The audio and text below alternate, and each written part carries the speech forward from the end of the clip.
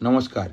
পশ্চিমবঙ্গের আসন্ন বিধানসভা নির্বাচনে ভোট প্রার্থীদের খাদ্যাভ্যাস নিয়ে আমাদের আলোচনার 24তম পর্বে দ্য ডক আফটার ডিনার চ্যানেলে আপনাদের স্বাগত। এই ডক আফটার ডিনার চ্যানেলে আজকে আমরা একটি সিরিয়াস বিষয় নিয়ে আলোচনা করব। তা হলো আমাদের সকলের প্রিয় শূন্য থেকে মহাশূন্যের দিকে এগিয়ে চলা সর্বহারার দলের এক গুরুত্বপূর্ণ প্রার্থী, মহেশতলা বিধানসভা কেন্দ্রের প্রার্থী মিস্টার সায়ন বন্দ্যোপাধ্যায় স্যারের খাদ্যাভ্যাস নিয়ে।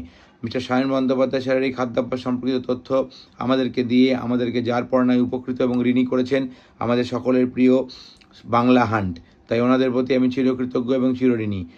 এই প্রতিবেদনের শুরুতেই আমরা দেখতে পাই বাংলা হান্টের সাংবাদিক দাদা একটি লাল রঙের টকটকে লাল রঙের পাঞ্জাবি পরে সায়ন বন্দ্যোপাধ্যায় স্যারের যেখানে খাচ্ছেন সেই টেবিলের পাশে বসে ওনার ইন্টারভিউ নিচ্ছেন এবং শুরুতেই উনি জিজ্ঞাসা করেন সায়নবাবুর প্রিয় রং কী। সেই উত্তরটি সায়নবাবু খুব বুদ্ধিমত্তার সাথে কাটিয়ে দিয়ে বলেন সব রঙই ওনার প্রিয়, কারণ উনি জানতেন যে মুহূর্তে উনি কোনো রঙের কথা বলবেন তখন ওনার আলোচনার বিষয় সেই রং হয়ে যাবে ওনার মেনুর বাইরে গিয়ে। সুতরাং ওনার এই খাদ্যাভ্যাস যেহেতু এই প্রতিবেদনের মেন আকর্ষণ, তাই উনি রঙের কথাটিকে সুন্দরভাবে এড়িয়ে গেছেন। ভালোই করেছেন, তা নাহলে আমরা ওনার এই খাদ্যের বর্ণনা পেতাম না। এরপর যেটি না বললেই নয় তা হলো বাংলা হান্টের সাংবাদিক দাদা যে কোনো প্রশ্ন করেছেন তার উত্তরে কিন্তু আদর্শগত লড়াইয়ের কথা বলে সায়ন বন্দ্যোপাধ্যায় কোনো ব্যক্তিগত টানাপোড়েন বা ব্যক্তিগত কথাবার্তা এড়িয়ে গেছেন। খুব বুদ্ধিমত্তার সাথে উনি বলেছেন যে বাকিদের কাজকর্ম ওনার তেতো মনে হয় না, ওনার ঢ্যাঁড়স মনে হয়। তাই উনি ঢ্যাঁড়স কে বলছে ঢ্যাঁড়স জাতীয় কোনো কাজকর্ম যেন মহেশতলায় না ঘটে। তাই মানুষকে উনি অনুপ্রাণিত করছেন যে অন্যান্য সবজির কোনো কাজকর্ম যদি হয় তাহলে সেটি যেন সেই মানুষ সাপোর্ট করেন। উনি ঢ্যাঁড়সের মতো কাজ করবেন না, উনি নিশ্চয়ই অন্যান্য কোনো সবজির মতো কাজকর্ম করবেন। এরপরে দেখা যায় ওনার এই খাদ্যের বর্ণনা করতে করতে উনি জানিয়েছেন যে উনি মিষ্টি খেতে খুব একটা পছন্দ করেন না, তাই উনি মিষ্টি প্রতি ওনার একটু অনীহা রয়েছে। বাকি সব খাবারই উনি পছন্দ করেন। আবার সেই যা পাই তাই খাই মেনু, এখন এই যা পাই তাই খাই মেনু আমাদের বিজেপি প্রার্থী বা আমাদের তৃণমূল কংগ্রেসের শ্রেয়া পাণ্ডে ম্যাডাম বা আমাদের সিপিএমের সায়ন বন্দ্যোপাধ্যায় স্যারকে কতটা এক্সট্রা ফুটেজ দেয় বা এক্সট্রা এজ দেয় এই ভোটের ময়দানে, তাই এখন দেখার। আপনার ভোটযাত্রা শুভ হোক, ভালো থাকবেন, আপনাকে অসংখ্য অসংখ্য ধন্যবাদ।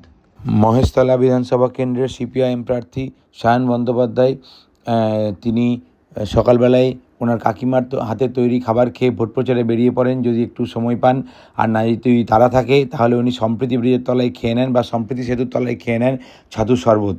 সেই ছাতুর শরবতই ওনাকে ঠান্ডা রাখে এবং ভোট প্রচারে ওনাকে এনার্জি দেয়। এরপরে দুপুরে ভোট প্রচারে শেষে উনি বাড়িতে ফিরে লাঞ্চে খেয়ে নেন একটা স্টিলের থালায় সাদা ভাত, সঙ্গে ঘি, সঙ্গে শুক্তো, ঢ্যাঁড়স আলুর তরকারি বা ঢ্যাঁড়সের তরকারি, সঙ্গে রয়েছে ট্যাংরা মাছের ঝাল, টক দই এবং স্যালাড। এই খাদ্যের বর্ণনা করতে করতে যখন সাংবাদিক দাদা ওনাকে জিজ্ঞাসা করেছেন যে শুক্তোটি যেমন তেতো তেমনি কোন খাবার এই শুক্তের মতো যে তেতো সেরকম কোন প্রার্থী ওনার বিরুদ্ধে দাঁড়িয়েছেন যাকে উনি তেতো বলে মনে করেন, সেই উত্তরে সায়নবাবু জানিয়েছেন যে কোনো প্রার্থী ওনার কাছে তেতো নয়, কারণ উনি আদর্শের বিরুদ্ধে লড়ছেন, কোনো ব্যক্তিগত কোনো প্রার্থীর বিরুদ্ধে উনি লড়ছেন না। কিন্তু উনি বলেছেন যে বাকি প্রার্থীদের কাজ হচ্ছে পুরো ঢ্যাঁড়সের মতো, সেইটিকে উনি দেখাতে চেয়েছেন। ওই ঢ্যাঁড়সটি দেখিয়ে বলেছেন যে প্রার্থীদের কাজ হচ্ছে ঢ্যাঁড়সের মতো। এবং এই খাদ্যাভ্যাসের বর্ণনা করতে গিয়ে এবং নিজের অন্যান্য খাদ্যের সম্পর্কে বলতে গিয়ে উনি জানিয়েছেন উনি মিষ্টি বেশি পছন্দ করেন না এবং উনি বাকি সব খাবারই উনি পছন্দ করেন, তবে ওনার মধ্যে একটা যা পাই তাই খাই এরকম একটি ধারণা ওনার রয়েছে এবং উনি সেটি ফলো করেন। এর ক্ষেত্রে কিন্তু ওনার সাথে ওনার পার্টির প্রবাদ প্রতিম নেতা মোহাম্মদ সেলিমের মিল পাওয়া যায়। এখন দেখা যাক মহেশতলা বিধানসভা কেন্দ্র থেকে আমাদের সায়নবাবু কতটা সুবিধা করতে পারেন। 4 মে জানা যাবে ভোটের ফলাফল। রাতের খাবার বা অন্যান্য সময়কার খাবার নিয়ে উনি কিছু জানাননি, তবে আমার ধারণা সর্বহারার দলের মতো ওনার খাবারও এরকম ছিমছাম এবং ওনার খাবারের উপর ভরসা করে উনি আশা করছি ভোট বৈতরণী পার হতে পারবেন। আপনার ভোটযাত্রা শুভ হোক, ভালো থাকবেন, আপনাদের অসংখ্য অসংখ্য ধন্যবাদ।